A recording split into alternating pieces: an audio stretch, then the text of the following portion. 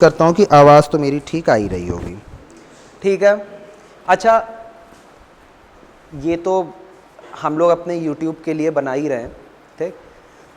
जितना सेमिनार हुआ, क्या तुम लोगों को लगता है कि वो फ्रूटफुल है और इसको हमें और आगे कंटिन्यू करना चाहिए? क्योंकि हर सैटरडे को सेमिनार्स हो रहे हैं, तो तुम लोगों को ऐसा लगता है कि ये सेमिनार फ्रूटफुल है और इसको आगे कंटिन्यू करना चाहिए हमें, अलग अलग स्पीकर्स के साथ, नॉट द सेम। हर बार कोई नया स्पीकर ट्राई करेंगे, और मान लो अगर कोई स्पीकर नहीं भी है तो हम एक जर्नलाइज टॉपिक पे आपस में वो कर सकते हैं, ठीक, डिस्कशन कर सकते हैं हर सैटरडे को। तो यही मुझे जानना है कि क्या तुम लोगों को क्या लगता है, क्या ये फ्रूटफुल है, क्या ये काम का है, इसको हमें और करना चाहिए? बोलो। लड़कियों को तो कुछ लगता ही नहीं है, इन लोगों का एकदम हर चीज़ में हाँ हाँ हाँ, ठीक है, सही, ट्रू, ये भी बात सही है। पर एक हाँ, क्या इसका हर्ष का समझ में आया? दूसरा सवाल मुझे समझ नहीं आया। बायो के बारे में बताते हैं तो BCA, ठीक है। हाँ, तो देखो सही, ये यही बात हर्ष ने भी कही, यही बात, वाला नाम मैं भूल गया, नाम सर्वेश। हाँ, बैठ जाओ सर्वेश, मैं बता रहा हूँ। तो ये बात सही है, पर देखो जो सेमिनार का गेस्ट होगा वो हर बार अलग अलग होगा, ठीक। तो जैसे मैम आई, वो प्लांट साइंसेस पे थी, तो इसलिए भाई जो मैंने पार्ट बताया वो कंप्यूटर पे बेस्ड था, जो उन्होंने बताया वो प्लांट साइंसेस पे बेस्ड था। जब तक कंप्यूटर का चल रहा था तुम लोग को मज़ा आया होगा, BSc वालों को बोर लगा होगा। जब प्लांट साइंसेस हुआ तो तुम लोगों को बोर लगने लग गया, उनको मज़ा आने लगा। तो चलो हम लोग मिक्स गेस्ट रखेंगे, हम ट्राई करेंगे कि हर हफ्ते कोई नया गेस्ट आए, और अगर मान लो गेस्ट नहीं भी है, कोई गेस्ट स्पीकर नहीं अरेंज हो रहा है, हर सैटरडे को एक नया गेस्ट स्पीकर लाना थोड़ा सा कठिन है, अगर नहीं भी अरेंज हो रहा है तो हम आपस में भी एक टॉपिक ऑफ डिस्कशन लेके उसको डिस्कस कर सकते हैं। इससे मुझे लगता है कि हर सैटरडे को हमें एक नए टॉपिक के बारे में पता चलेगा, ठीक। तो मैं इस चीज़ को हर सैटरडे कंटिन्यू करना चाहता हूँ, क्योंकि मुझे ऐसा लगा कि ये ठीक है, इट्स अ गुड एक्टिविटी। एक तो हमें एक नए टॉपिक के बारे में पता चलता है, दूसरा हम एक नए व्यक्ति और उसके एक्सपीरियंसेस को मिलते हैं, कि कोई भी इंसान जो भी आ रहा है एज अ गेस्ट, हम उनसे नए इंसान से भी मिलते हैं, और तीसरा हमें अपने टॉपिक से भी ब्रेक मिलता है। अब पूरे हफ्ते हम एक ही चीज़ पढ़ रहे हैं, तो हफ्ते में एक दिन अगर हमें ब्रेक मिल रहा है, अपने टॉपिक से हट के हमें किसी दूसरे टॉपिक पे एक प्रोडक्टिव डिस्कशन करने का मौका मिल रहा है, तो वो अच्छा है, ठीक। तो हम लोग इसको ऐसे कंटिन्यू करेंगे, और हम लोग इसी तरह रिकॉर्डिंग्स को भी कंटिन्यू करेंगे, और हर सैटरडे को रिकॉर्ड करके हम लोग अपलोड भी करेंगे। जो बाद में कभी भी कुछ भी देखना चाहता है वो भी देख सकता है। प्लस इससे मुझे लगता है कि हमारे कॉलेज की एक पॉजिटिव छवि भी रिस्पॉन्ड होगी, कि चलो यहाँ पे ये सब भी होता है, क्योंकि यहाँ पे और किसी कॉलेज में कुछ होता नहीं है। ये सब सेमिनार्स और ये सब तो बिल्कुल नहीं होते, जो होते भी हैं तो एक बहुत बड़े मंच पे एक स्पीकर को ले आके खड़ा कर दिया जाता है, स्टूडेंट्स का उसमें कोई पार्टिसिपेशन नहीं लिया जाता कि स्टूडेंट क्या सोच रहा है, उसकी क्या प्रॉब्लम है, उसकी क्या दिक्कत है, इस पे हमसे कोई बातचीत नहीं हो पाती है, ठीक। तो हमें अगर ये किसी भी तरह से एक बार इनिशिएट हो गया है तो हमें इसको और फर्दर इम्प्रूव करते जाना है, और उसके अलावा जो है हमें अब इसको रोकना नहीं है, ठीक है। मैं ट्राई करूँगा, क्योंकि BCA में इतने सारे स्टूडेंट्स हैं हमारे पास, BSc के भी अच्छे स्टूडेंट्स हैं, BBA में भी अच्छे स्टूडेंट्स हैं, तो मिक्स लेके आया जाए, अलग अलग साइंटिस्ट, अलग अलग engineers, data sciences, cyber securities, इन सारे लोगों को लेके आया जाए, जो अपने एक्सपीरियंसेस बता सकें कि पढ़ाई के बाद नौकरी में उनको क्या क्या चैलेंजेस सामने आए, और फिर किस तरह से अब वो उससे डील करते हैं। ऐसा बहुत सारा होता है कि ऐसे टॉपिक्स हैं जो हम नहीं पढ़ते, छोड़ देते हैं, और उस पर जो है फिर हम बात करते हैं, ठीक। और उसको फिर आगे नौकरी में जब वो हमारे सामने लौट के आता है तो हम उसको कैसे कवर अप करते हैं, उस पर कैसे काम करते हैं। सिर्फ 2 रिक्वेस्ट है, बहुत सिंपल, ठीक। पहला, आपका जो पहला सेमिनार हुआ था नीचे क्लास में हुआ था, गर्मी बहुत थी, ये था वो था। सेकंड सेमिनार में हमने इम्प्रूव किया, हम यहाँ आए, थोड़ा सा केओस था, सिटिंग अरेंजमेंट्स को लेके, इसको चीज़ों को लेके चीज़ें थी, वो धीरे धीरे सही हुई। आगे हम लोग और धीरे धीरे धीरे धीरे इसको बेटर करते जाएंगे और सिस्टमैटिक करते जाएंगे, टॉपिक्स और अच्छे निकालते जाएंगे और ऐसे रिलेटेबल टॉपिक्स निकालते जाएंगे जो सुनने में सबको मज़ा आए। बट सिर्फ एक चीज़ चाहिए, मुझे चाहिए एटमोस्ट डिसिप्लिन और आपका पूरा इनपुट। मैं ये नहीं चाहता हूँ कि कोई गेस्ट आके बैठ जाए और फिर उसके मन में ये रिफ्लेक्शन आए कि मैं फालतू आ गया इतनी दूर। उसके मन में ये नहीं होना चाहिए कि बच्चे तो इंटरेस्टेड ही नहीं है, मैं फालतू बैठा हूँ। उसके मन में ये नहीं आना चाहिए कि अरे ये सब बेवकूफ़ है, इनको तो कुछ आ ही नहीं रहा है, मैं जो बोल रहा हूँ इनका कोई इन्वॉल्वमेंट नहीं है। अगर आप इंटरेस्टेड नहीं हैं आप मत आइए, ये कोई ऐसी कंपलसरी क्लास तो है नहीं। अगर आपको इस चीज़ में इंटरेस्ट नहीं है आप मत आइए, आप घर पे चले जाइए, आप छुट्टी हो गई घर जा सकते हैं, मत अटेंड करिए। पर अगर आप अटेंड कर रहे हैं तो आप फिर उसको शिद्दत से, पूरे मेहनत से, पूरे अच्छे से करिए, ठीक। इतना सा बस मुझे चाहिए। और तो आपसे ऐसा नहीं है कि मैं पैसे मांग रहा हूँ कि हर सैटरडे को अलग से लाओ 50-50 रुपए दो। आपसे मैं ना आपको कह रहा हूँ कि आके तुम टॉपिक डिस्कस करो, ना कुछ नहीं, सिर्फ दो चीज़ चाहिए। एक तो अटमोस्ट डिसिप्लिन, कुछ भी हो जाए डिसिप्लिन नहीं टूटना चाहिए, और दूसरा आपका पार्टिसिपेशन। जो भी इंसान बात कह रहा है आप उससे इन्वॉल्व होइए, उसमें उसकी बातों को समझिए, उससे सवाल करिए, जो ना समझ में आए पूछिए, ठीक। और मोबाइल्स तो आप लोग 1 घंटे के लिए बिल्कुल ही भूले रहिए, ठीक है, क्लियर है। अब पता नहीं इस सैटरडे को हम लोग, क्योंकि मैम तो अब नहीं आएंगी, मैम आएंगी अब दशहरे के बाद, ठीक। दिवाली हो सकता है, दिवाली के बाद या दशहरे के बाद ऐसे आएंगी। अब इधर बीच उनको नहीं है ऐसा कोई शेड्यूल आने का, तो देखा जाएगा जब भी वो आएंगी हम लोग कुछ एक अच्छा, जैसे आप लोगों ने कहा था ना प्रोस्थेटिक्स का टॉपिक हमें चाहिए, तो फिर उस पर हम लोग एक अच्छा सेमिनार करेंगे। बट अभी फ़िलहाल मैं, और जैसे एक साइबर सिक्योरिटीज़ में एक हैं जो है इंजीनियर हैं, वो काफ़ी सालों से बैंगलोर में जॉब कर रहे हैं, तो दिवाली के आसपास हो सकता है वो भी विज़िट करें अपना घर, मतलब इलाहाबाद। तो मैं उनको इनवाइट करता हूँ कि वो बैंगलोर से आ रहे हैं जब अपने घर इलाहाबाद तक, तो प्रदीप ना कि प्रद्युम, प्रदीप, घड़ी बंद है बेटा, मत देखो उसको, अब आ गए हो तो अब समय दो, ठीक। दोनों में बहुत कन्फ्यूजन रहता है। आज एक छोटा सा डिस्कशन करते हैं, ठीक। बीसीए में मुझे लगता है कि एक ऐसा सब्जेक्ट है जो कम है, जो मिसिंग है। ऐसे तो बहुत कुछ मिसिंग है, बट एक मुझे ऐसा लगता है कि होना चाहिए, वो मिसिंग है, जो कि बीबीए में है। बीबीए में वो सब्जेक्ट है पर बीसीए में नहीं है, जो कि मुझे लगता था कि होना चाहिए था। उसका नाम है एथिक्स। एथिक्स क्या होता है? बीसीए बिजनेस कम्युनिकेशन में नहीं, बिजनेस कम्युनिकेशन में एथिक्स एक छोटा सा चैप्टर का एक छोटा सा पार्ट है। बिजनेस एथिक्स एक पूरा सिलेबस, मतलब एक पूरा पेपर है बीबीए में, business ethics. But in general वो सारे एथिक्स की बात करता है, फिर वो बिजनेस एथिक्स पे ले जाता है, ठीक। एथिक्स क्या होता है? किसी के प्रति नैतिक होना, ठीक। नैतिकता, संवेदनशीलता। आप नो मैटर कितने भी बड़े इंजीनियर बन जाएं, आप कितने भी बड़े कोडर हो जाएं, आपके अंदर एथिक्स होना बहुत ज़रूरी है, ठीक। इधर बच्चों को समझ में आ रहा है, लड़कियों को? एथिक्स मतलब नैतिकता। इसको अगर सिंपल एग्जांपल में देखें तो मान लीजिए आप कल को एक कंप्यूटर कोडर बन जाते हैं, ठीक। अब आप किसी बहुत बड़े यूनिवर्सिटी का कंप्यूटर का आप जो ऑपरेटर हैं, या फिर आप उसके कोडर हैं, या आप उसका सपोर्ट एंड डेवलपमेंट देखते हैं, ठीक। कोई स्टूडेंट आपका रिलेटिव है, वो फेल है, या सपोज फेल नहीं है, वो 59.5% पाया है।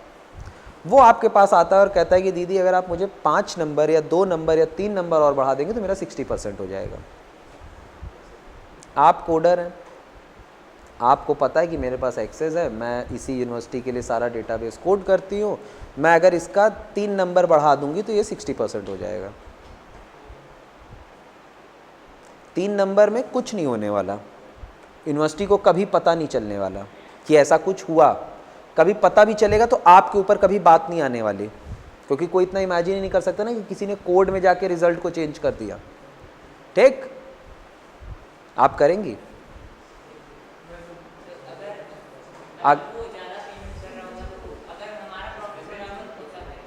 विशाल का कहना है कि अगर विशाल का प्रॉफिट हो रहा होगा तो वो कर देगा।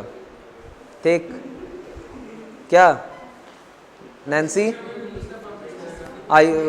हाँ, नहीं करोगी? ठीक है। आपकी सगी बहन है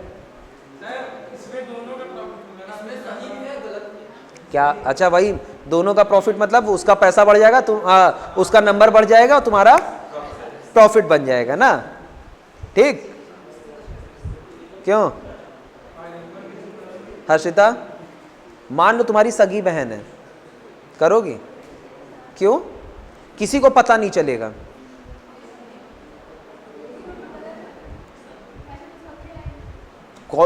वो थोड़ी जान रहे हैं, सब तुम्हारे भाई बहन थोड़ी हैं, सिर्फ तुम्हारी बहन को ये बात पता है ना। क्यों स्वाति, कर दोगी? प्रिया? नहीं? जो लोग कह रहे हैं नहीं करेंगे, सब झूठ बोल रहे हैं, राइट? जो कह रहे हैं कर देंगे, जैसे विशाल कह रहा है पैसा मिलेगा तो क्यों नहीं, अब भाई से भी पैसा ले लोगे। ठीक, भाई होगा तो कहेंगे तुम 0 पाओ, मैं 60 बनवा देता हूं ना। ठीक है, अब मैं एक सवाल लिख के लाया हूं। अच्छा शांत प्लीज, देखो रिकॉर्ड हो रहा है ना, तो अगर तुम लोग बोलोगे तो पूरा फिर वीडियो ही खराब हो जाएगा, तो इसलिए वीडियो खराब ना करो। तुम ही लोग कल को फिर यूट्यूब पे देखोगे। मैं एक सवाल लिख के लाया हूं, मैं उसको करता हूं। चलो सवाल, ठीक, ध्यान से सुनना सब लोग। सवाल, एक किसका नाम बताऊं? गणेश, ठीक, गणेश है। तो गणेश जिला स्तर का एक जिम्मेदार अधिकारी है, समझ गए? डिस्ट्रिक्ट लेवल का एक बहुत ही रिस्पॉन्सिबल ऑफिसर है, जिस पर उसके उच्च अधिकारी भरोसा करते हैं। उसकी ईमानदारी को ध्यान में रखते हुए सरकार ने उसे वरिष्ठ नागरिकों, मतलब सीनियर सिटीजन्स के लिए एक स्वास्थ्य देखभाल योजना के लाभार्थियों की पहचान करने का दायित्व सौंपा है। समझ गए? मतलब जो सीनियर सिटीजन है उनका हेल्थ केयर के लिए एक कोई स्कीम आई है, उस स्कीम की पूरी रिस्पॉन्सिबिलिटी गणेश को दे दी गई। ठीक, अब इस स्कीम का लाभ लेने के लिए 4 पॉइंट रखा गया है।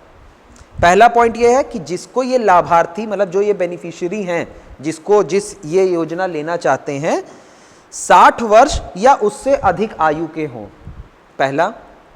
दूसरा, किसी आरक्षित समुदाय से संबंधित हो, मतलब रिजर्व्ड में हो, SC हो, ST हो, OBC हो, हैंडीकैप्ड हो, ठीक, किसी ना किसी रिजर्व्ड कैटेगरी से आते हो। थर्ड, परिवार की आय 1 लाख से कम हो। और फोर्थ, इलाज के बाद जो लाभार्थी हैं उनके जीवन की गुणवत्ता में मतलब बदलाव आना चाहिए, बेटर हो जाना चाहिए, सुधार आना चाहिए। ठीक, कि उनकी जो क्वालिटी ऑफ लाइफ है उसमें सुधार आना चाहिए। ऐसा ना हो कि कोई व्यक्ति है जो मान लो पैरालाइज्ड है, आप 1 लाख रुपए उसको दे भी दोगे तो भी वो उठ के चलने नहीं लगेगा, उसका जीवन ज्यों का त्यों बना रहेगा। ऐसा ना हो कि 1 लाख पाने के बाद भी वो रिसोर्सेज क्योंकि बहुत लिमिटेड है तो वेस्ट नहीं होने चाहिए। वो ऐसे आदमी को मिले, जैसे मान लो किसी के घुटने का ऑपरेशन होना है, 1 लाख में अगर ऑपरेशन हो जाएगा तो वो व्यक्ति चलने लगेगा। तो ऐसे व्यक्तियों को मिलना चाहिए, ना कि ऐसे व्यक्ति को कि 1 लाख लगाने के बाद भी अगर वो व्यक्ति नहीं चल रहा है, नहीं उसकी ज़िंदगी संवर रही है, तो ऐसे लोगों को नहीं मिलना चाहिए। स्कीम क्लियर हो गई? गणेश समझ गए ना? तुम ही हो जिलाधिकारी इस समय, ठीक, समझ गए? अब आती है सिचुएशन। सिचुएशन ये है कि एक दिन एक वृद्ध दंपत्ति, मतलब एक सीनियर कपल आता है गणेश के पास, ठीक, और योजना के लाभ के लिए आवेदन पत्र देता है। वे उनके जिले और उनके जिले के एक गांव का भी है। वृद्ध व्यक्ति की बड़ी आंत में एक ऐसा विरल विकार का पता चल लगा है जिससे रुकावट पैदा होती है। ठीक, विरल विकार मतलब रेयर डिजीज। ठीक, रेयर डिजीज है जिससे उसके आंत में रुकावट पैदा होती है। परिणाम स्वरूप उसके पेट में बार बार तीव्र पीड़ा उठती है। ठीक, बार बार दर्द हो रहा है, जिससे वह कोई भी शारीरिक श्रम नहीं कर पाता, जिसकी वजह से वह वृद्ध व्यक्ति कोई भी काम नहीं कर पाता है, कोई भी शारीरिक श्रम नहीं कर पाता है। वृद्ध दंपत्ति की देखरेख करने के लिए कोई संतान नहीं है। एक विशेषज्ञ चिकित्सक जिससे वह मिले हैं बिना फीस के उनकी शैल चिकित्सा करने के लिए तैयार है। मतलब एक डॉक्टर उनका फ्री में ऑपरेशन करने के लिए तैयार है उस वृद्ध दंपत्ति का। फिर भी उस वृद्ध दंपत्ति को आकस्मिक व्यय जैसे दवाइयां, अस्पताल का खर्च आदि जो लगभग 1 लाख होगा स्वयं ही वहन करना पड़ेगा। मतलब ऑपरेशन डॉक्टर फ्री में कर देगा, पर दवाइयां हुई, हॉस्पिटल आना जाना हुआ, उसके बाद की देखभाल हुई, उन सब में 1 लाख रुपए का खर्च आएगा। ठीक, दंपत्ति मानक बी के अलावा योजना का लाभ प्राप्त करने के लिए सारी कसौटियों पर पूरा उतरता है। मानक बी क्या था कि किसी रिजर्व्ड कैटेगरी से होना चाहिए और दंपत्ति रिजर्व्ड कैटेगरी का नहीं है। 60 साल की ऊपर की आयु है, 1 लाख से कम आय है, और तीसरा क्या था पॉइंट कि हाँ, इलाज अगर हो जाएगा तो उसकी शारीरिक जो है उसके जीवन में काफी सुधार आ जाएगी, क्वालिटी ऑफ लिविंग बेटर हो जाएगी, पर वह रिजर्व्ड कैटेगरी का नहीं है। ठीक, फिर भी किसी भी प्रकार की वित्तीय सहायता निश्चित तौर पर उनके जीवन की गुणवत्ता में काफी अंतर पैदा कर सकते हैं। इस परिस्थिति में गणेश को क्या करना चाहिए? सवाल समझ में आया? बिल्कुल, बताओ इस स्थिति में गणेश को क्या करना चाहिए?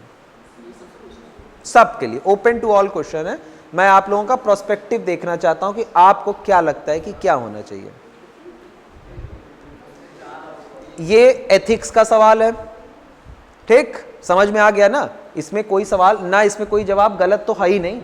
इसमें जो भी आप जवाब देंगे वो सही जवाब है, बस इससे आपकी मानसिकता समझा जाएगा कि क्या है। ठीक, अब बताइए कि अब ये तो आपके सामने समस्या आ गई।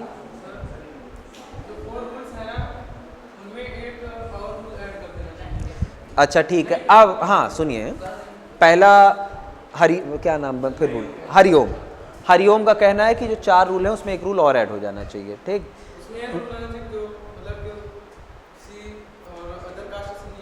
हाँ,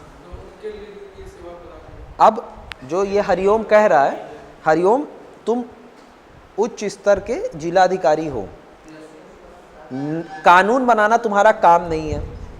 पहला सवाल का सुनो, सवाल का पहला पॉइंट क्या था कि आप उच्च स्तर के जिला के अधिकारी हैं, आपके वरिष्ठ अधिकारी आपसे बहुत खुश रहते हैं, मतलब आप टॉप मोस्ट अधिकारी भी नहीं हैं क्योंकि आपसे वरिष्ठ अधिकारी वहां पे हैं। न्याय कानून बनाना तुम्हारा काम नहीं है, विधायिका का काम है। भाई विधायिका आपका कानून बना के देगा, आपका कार्य क्या है एज अ जिलाधिकारी? आप कार्यपालिका हैं, आप सिर्फ पालन करवाएंगे। ठीक, तो ये तो ऑप्शन है ही नहीं। ठीक, कानून में बदलाव करना तो आपका काम है ही नहीं ना। आप कैसे कानून में बदलाव कर देंगे? वो तो भाई पार्लियामेंट का काम है। ठीक, और बताइए। हाँ, और किसका क्या मानना है? हाँ, विशाल का।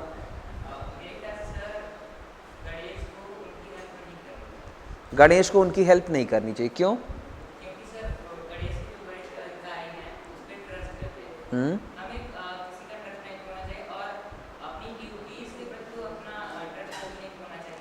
ठीक है, विशाल का कहना है कि गणेश के जब सीनियर्स उस पर इतना ट्रस्ट करके उसको दिया हुआ है तो रूल्स को बाईपास नहीं करना चाहिए, रूल्स को स्ट्रिक्टली फॉलो करना चाहिए जिससे वो ट्रस्ट फैक्टर बना रहे। हाँ ठीक है, क्योंकि गणेश एक ऑन ड्यूटी ऑफिसर है तो इसलिए उसको एथिक्स को वो करके रूल्स को फॉलो करना चाहिए। ठीक, चलिए बैठ जाइए। बट प्रॉब्लम यहाँ पे ये है कि आप रूल्स तो फॉलो कर रहे हैं, बट आप एक at the end of the day आप एक मनुष्य भी हैं और आपका एक भाव भी है, ठीक। और सेंसिटिविटी जो है, हाँ इधर अनिरुद्ध के बगल में बैठ जाओ। हाँ बताओ, कोई पॉइंट है आप लोगों के पास? वो तो अलग है, ये तो एथिक्स का सीधा सीधा सवाल है। आंसर मैंने क्या बताया कि एथिक्स के सवाल में कोई जवाब गलत नहीं होता। रघुनंदन तुम क्या करोगे? तुम्हें हिसाब से गणेश को क्या करना चाहिए? क्वेश्चन ही नहीं सुन पा रहे हो, क्यों? समझ नहीं पाए? कोई समझा दो भाई सवाल उसको। इधर लड़कियों में महक, महक तुम क्या करोगी? चलो ठीक है, शॉर्ट में मैं फिर से इस क्वेश्चन को समझाता हूं, रुक जाओ एक बार फिर से सवाल समझा दूं। गणेश एक जिलाधिकारी है, ये समझ में आया था, ठीक। सरकार द्वारा एक स्कीम आई कि जो भी वृद्ध लोग हैं उनको 1 लाख रुपए तक की स्वास्थ्य से संबंधित मदद गणेश कर सकता है। उसको उस स्कीम को लेने के लिए 4 पॉइंट था। पहला कि जो भी आ रहा है इस स्कीम को लेने उसकी उम्र 60 साल से ज़्यादा हो। दूसरा, वो किसी ना किसी रिजर्व्ड कैटेगरी से हो। रिजर्व मतलब SC ST OBC या हैंडीकैप्ड या इस टाइप से किसी रिजर्व कैटेगरी से हो। तीसरा, उसकी आय 1 लाख रुपए से कम हो। और चौथा, उसका इलाज होने के बाद उसका जीवन और बेहतर हो जाना चाहिए, ठीक। गणेश के पास एक व्यक्ति आता है, वो अपना जो है फॉर्म देता है, उसके पेट में एक ऐसी बीमारी है जिसके ऑपरेशन के लिए उसको 1 लाख रुपए चाहिए, ठीक। पर वो 3 क्राइटेरिया तो फुलफिल कर रहा है। उसकी बीमारी से, उसके ऑपरेशन से उसकी बीमारी ठीक हो जाएगी, वो 60 साल से ऊपर भी है और उसकी 1 लाख से कम आय भी है, बस वो रिजर्व्ड कैटेगरी से नहीं आ रहा है। तो गणेश को अब क्या करना चाहिए? उसकी मदद करनी चाहिए या नहीं करनी चाहिए? करनी चाहिए तो कैसे और क्यों, और नहीं करनी चाहिए तो क्यों? हाँ बताओ जयवीर, तुम बता रहे थे। मेरे अकॉर्डिंग सर उसकी मदद नहीं करनी चाहिए। ठीक है, अगर आप पीछे ऊपर की कोई सीनियर है जो उसके ट्रस्ट का है, पहले पहली बात तो ट्रस्ट आप हो रहे हैं, हाँ ठीक है। और अपने ड्यूटी के प्रति आपको वफादार होना चाहिए, और हो सके तो उतनी हमें मदद करनी चाहिए, और उन्हें समझना चाहिए कि आप इस नई योजना के लिए नहीं हैं, और उनको दूसरे बेहतर योजना के तरफ उनको बताना चाहिए कि आप। तुम सब सही कह रहे हो, ठीक, बैठो। पर इसके जो तुम कह रहे हो, अगर उस जिलाधिकारी की अगर तुम होगे और तुम ये सोच रखो, हाँ एक चीज़ है कि पहले हमें किसी और योजना में उसको देखना चाहिए। पहला पॉइंट कि आप इस योजना के लिए योग्य नहीं हैं, चलिए देखते हैं कि क्या आप किसी और योजना के लिए योग्य हैं। मान लीजिए हैं तो बहुत अच्छा है, मान लीजिए नहीं है, ठीक। अगर वह उनका इलाज नहीं कराता और साफ मना कर देता है कि आप योजना के योग्य नहीं है, जाइए, इस तरह से काम करते करते एक व्यक्ति रोबोट बन जाएगा, उसकी संवेदनशीलता खत्म हो जाएगी और वो रोबोट हो जाएगा। तो ये भी गलत है, ये भी नहीं होना चाहिए, ठीक।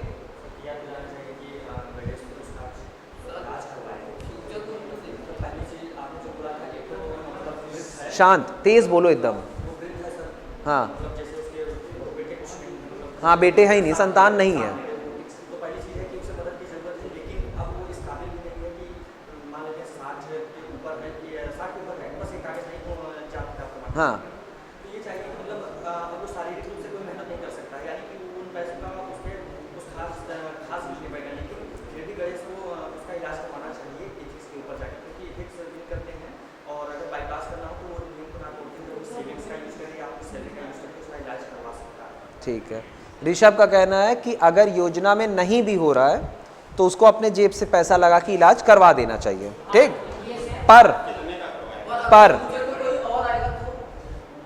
एग्जैक्ट दूसरी चीज कि अगर इस तरह से लाइन लग गई, 1 लाख रुपए एक व्यक्ति को दे दिया, 100 लोगों की, सबकी समस्याएं उतनी ही विकट हैं, ठीक। हर आदमी कहेगा हमें भी हमें भी हमें भी, तब वो क्या करेगा? सॉल्यूशन सेम प्रकार की प्रॉब्लम के 100 लोग आ गए तब कि भाई हम भी हैं, हमारे घुटने का होना है, हमारे सर का होना है, हमारी बीवी के पेट का होना है। सर उसके लिए सर हम अपने ऊपर बात करेंगे कि ऐसी सिचुएशन है, इसके लिए कुछ और करिए, कुछ नया प्रावधान लाइए। ठीक, ये बात भी सही है, ठीक, ये बात भी सही है। तो सरकार कहेगी कि ठीक है, जैसे मान लीजिए आपने अपने सीनियर से कहा कि सर जिसको ये सुविधा नहीं मिल पा रही है उसके लिए कुछ और इस तरह की योजना लानी चाहिए। सरकार कहेगी ठीक है, एजेंडा में डाल दे रहे, अगले साल तक आ जाएगी। अगले साल तक तो पता चला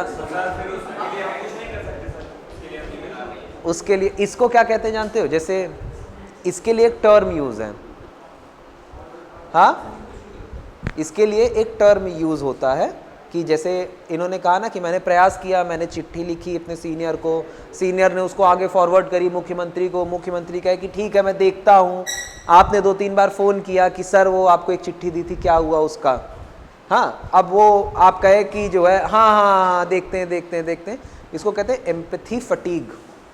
आप अपनी करुणा से थक चुके हैं, fatigue, there is a word fatigue, मतलब थक जाना।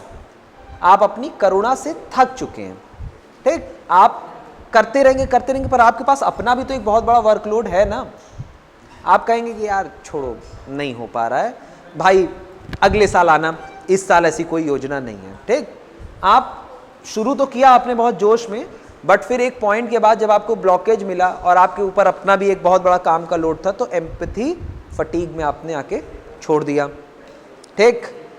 एक और आपने जिसने भी जो भी जवाब दिया ना, सारे जवाब सही हैं, जवाब कोई गलत नहीं है, ठीक, वो आपकी अपनी एथिक्स हैं। किसी के पास और कोई है नया जवाब?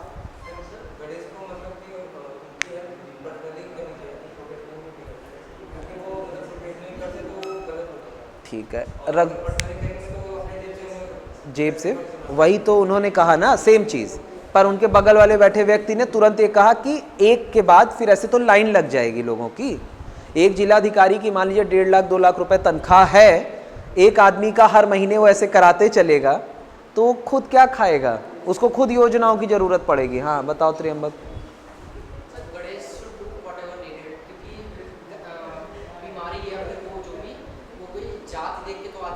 बिल्कुल, पर वो योजना में ही नहीं है ना, उसको जिस योजना की, हाँ, और वो जरूरतमंद, समझो उस जरूरतमंद का एक क्राइटेरिया बनाया गया कि जो ये 4 फॉलो करेगा वही जरूरतमंद होगा। तुम अपने से फिर वही, क्योंकि तुम जिलाधिकारी हो, तुम कार्यपालिका हो, तुम सिर्फ पालन करवा सकते हो, बना नहीं सकते हो। एथिक्स वही तो डलाइमा है ना, इसी डलाइमा को तो हम लोग डिस्कस कर रहे हैं।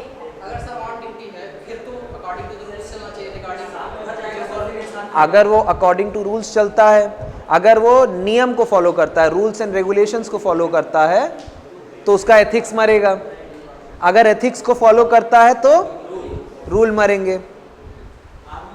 समझ गए ना? बैठ जाओ। अच्छा ठीक है, अब मैं इसको आप लोगों को एक्सप्लेन करता हूं, जवाब ट्राई करता हूं, ठीक। कि वह व्यक्ति आया, ठीक, उसको वापस भेज देना बिना उसकी मदद किए, यह मेरी एथिक्स गवाही नहीं देती। सबसे पहला प्रयास मैं ये करूंगा कि मैं अपने सीनियर्स को इसके लिए चिट्ठी लिखूंगा कि एक स्पेशल केस ऐसे ऐसे आया है, इसकी मदद किस प्रकार से की जा सकती है। दूसरी कि मैं उसी से संबंधित और योजनाएं देखूंगा कि हो सकता है कोई और योजना ऑलरेडी हो जिसमें ऐसे लोगों को भी लाभ पहुंचाया जाता हो। अगर होगी तो मैं ये योजना छोड़ के उसको दूसरी योजना में बेनिफिशियरी बनवा दूंगा। अगर मान लीजिए ऐसी कोई दूसरी योजना है ही नहीं और हमने अपने सीनियर्स से बोला कि इसकी कुछ मदद की जा सकती है, तो वो भी सीनियर ने जवाब दे दिया कि तुम देख लो, I don't have to do much about it, I don't know much about it. उसके बाद जब भी कोई नियम बनता है तो उसके साथ ही, जैसे न्याय जो आपकी वो होती है विधायिका होती है, वो नियम बनाती है, नियम के साथ ही वो कुछ डिस्क्रिटरी पावर रखती है, ठीक। डिस्क्रिटरी पावर का मतलब ये होता है कि मैंने नियम बना दिया, नियम बना के मान लीजिए मुख्यमंत्री ने चीफ सेक्रेटरी को ये नियम दे दिया कि अब आप इसको पालन करवाइए। जब उस नियम का अनुपालन हुआ तो उस अनुपालन में कुछ व्यवहारिक समस्याएं आएंगी। जैसे मैंने ये कह दिया कि अब मैं नियम बना दूं कि अब छत पे कोई उस पार नहीं जाएगा, यहाँ से ऐसे पूरा रस्सी बांध दो, कोई भी छत पे उस पार नहीं जाएगा। और मैंने अपने स्टाफ को कह दिया कि इसका अनुपालन करवाइए कि कोई भी स्टूडेंट छत पे उस पार ना जाए। अब जब इसका अनुपालन शुरू हुआ, मान लीजिए यहाँ बीचों बीच पानी भर गया, तो उस व्यक्ति के पास ये पावर है कि सिचुएशंस को देखते हुए, समझते हुए इस नियम में थोड़े बहुत कुछ बदलाव ले आ सकता है। तो ऐसी कुछ लोगों को, उस विभाग के स्पेशल लोगों को डिस्क्रिटरी पावर्स दी जाती है।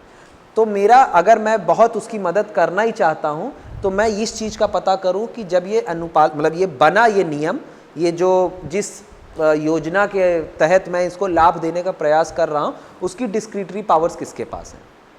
किसी ना किसी व्यक्ति को ये डिस्क्रिटरी पावर मिली होगी कि कुछ स्पेशल सर्कमस्टेंसेज में आप इसको बाईपास कर सकते हैं, आप इसमें छोटे मोटे बदलाव ला सकते हैं, और उस व्यक्ति को अप्रोच करूं जिसके पास ये इसकी डिस्क्रिटरी पावर्स दी गई होगी।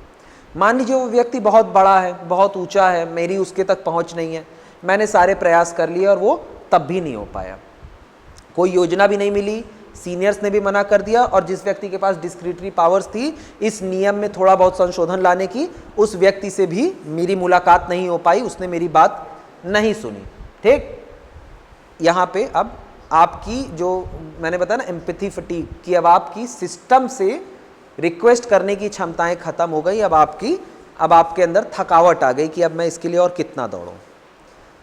आप अगर जिला के बहुत ही बड़े अधिकारी हैं तो जाहिर सी बात है कि ज़िले में और अन्य लोग भी ऐसे होंगे जो समाज सेवा का कार्य करते होंगे और आपसे जुड़े रहते होंगे, और कहीं ना कहीं आपको कार्यक्रमों में बुलाते होंगे कि आज हम ये कर रहे हैं, आज हम गरीबों में ये बांट रहे हैं, आज हम वृद्धाश्रम में ये कर रहे हैं, आज हम वो कर रहे हैं।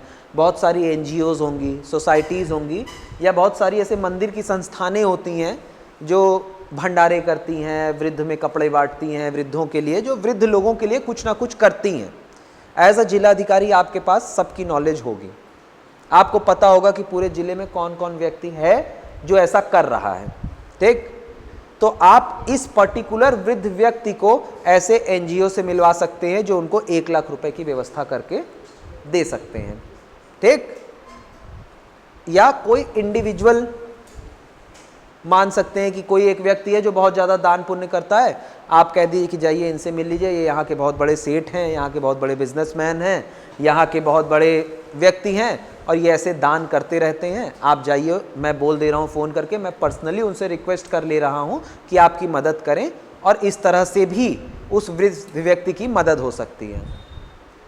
और इवेंचुअली एट लास्ट जो बात थी कि हम अपने पर्सनल पैसे से मदद करें, उसके लिए आप ये कर सकते हैं कि आप ऐसे बहुत सारे केसेस आ गए आपके सामने, ठीक, कि भाई बहुत सारे केसेस आपके सामने आ गए कि ऐसे 10, 15, 20 केसेस हैं जो बहुत ज़रूरतमंद हैं पर उस लाभ को नहीं प्राप्त कर सकते क्योंकि कोई ना कोई एक क्राइटेरिया, कोई इंसान 59 ईयर्स 10 मंथ्स का है, उसको ऑपरेशन की आवश्यकता तुरंत है, सारी क्राइटेरिया पार कर रहा है, 2 महीने में उसके में कुछ खास बदलाव नहीं आएगा, पर अभी उस लाभ को नहीं ले सकता।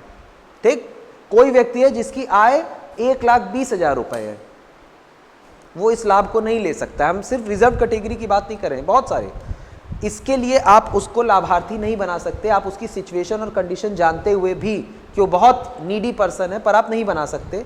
इसके लिए आप अपना अलग से एक कैंपेन शुरू कर सकते हैं कि छोटा सा डोनेशन वो कर लीजिए, जिसमें आप खुद कुछ डोनेट करिए। आपका एक व्हाट्सएप ग्रुप है जिसमें पूरे जिला के बड़े बड़े अधिकारी उसमें ऐड हैं। आपको 1 लाख रुपए देना महंगा लग सकता है कि भाई मैं 1 लाख रुपए दूंगा, ज़्यादा है, पर जिला का हर अधिकारी, DM, SP, SSP, दरोगा, जिले में कम से कम 100 बड़े उच्च लेवल के अधिकारी हैं। अगर हर अधिकारी 2,000, 5,000, 10,000 अपनी तरफ से देता है तो एक नहीं, हम ऐसे कई सारे व्यक्तियों की समस्या को समाधान कर सकते हैं। ठीक, these are the alternatives, but किसी भी हालत में आपको नियम नहीं तोड़ना है। गणेश ये सब कर सकता है, गणेश को मैंने सारे ऑप्शंस दिए, ये आपको एक शब्द में नहीं बताना है। गणेश यही करे, इसमें से कोई भी कर ले, 250 शब्द हैं। ये हो गया ना इवेंचुअली एट द रेट। अगर कुछ नहीं होता है तो इस तरह से अगर चैरिटेबल वो लगा लेता है कि सब लोग, कि देखो मैं जिलाधिकारी अगर हूँ या गणेश जिलाधिकारी है तो उसके अंडर सारे अधिकारी हैं, अगर वो चाहे तो अपने अधिकारियों को बाय रिक्वेस्ट कह सकता है कि देखो आई रिक्वेस्ट यू ऑल कि आप सब लोग अपनी सैलरी में से कुछ कुछ डोनेट करो। हर बार होती है, बहुत सारे ऐसे केसेस हैं डिजास्टर रिलीफ्स में और इसमें कि आप थोड़ा थोड़ा डोनेट करिए। देखो तो लाभार्थी बनने के बाद भी अगले दिन पैसा मिल नहीं रहा था, वेरिफिकेशन होता, टेस्ट होता, जांच होती, तब ना आपके पास पैसा पहुंचता। मुझे लगता है जितने समय में लाभार्थियों को पैसा मिलेगा उतने समय में उस वृद्ध व्यक्ति को भी गणेश द्वारा पैसा अरेंज हो जाएगा। ठीक है, its ethics is never about right और wrong, it's about the most optimum solution, कि सबसे बेस्ट सोल्यूशन क्या निकल सकता है। ठीक है, सवाल अच्छा था, सोचने का मौका मिला, सोच थोड़ी आगे बढ़ी। अब कभी किसी को ये नहीं कहना है कि नहीं हो सकता। The ethics is never about कि हो सकता है या नहीं हो सकता है, the ethics is always about your effort, कि आपने किस लेवल तक एफर्ट डाला उस कार्य को करने के लिए। भले आप फेल होंगे पास होंगे वो आपके ऊपर नहीं है, आपका एफर्ट कितना ज्यादा है उस कार्य को करने के लिए। ठीक है, I guess the time is up, हो गया है। अच्छा ठीक है, चलो अब आपका टाइम हो चुका है, आप लोग जाना चाहें आप जा सकते हैं। Thank you very much, let's meet.